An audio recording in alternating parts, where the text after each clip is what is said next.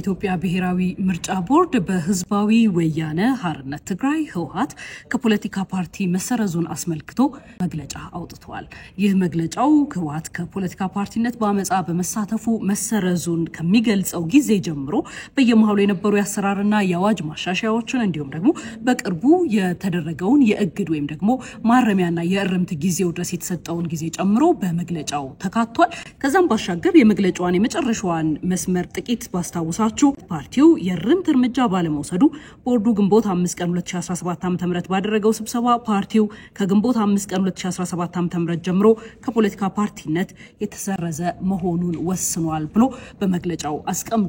ይህ የማሰሪያው አንቀጽ ነው። አጠቃላይ መግለጫውን በተመለከተ ደግሞ ዜና ኢትዮጵያችን ላይ ለእናንተ በልዩ ሁኔታ አድርሰናችኋል። ገብታችሁ ሌሎችን ዘገባዎችም እንድትመለከቱ እንጋብዛለን። የኢቢሲ.ስትሪም በሁሉም የዲጂታል አማራጮቹ የዜና ኢትዮጵያችን ላይ የተካተቱ ዘገባዎችን እንድታገኙ እንጋብዛለን። ሮዛ መኮንን ነኝ። ሰላም ጊዜ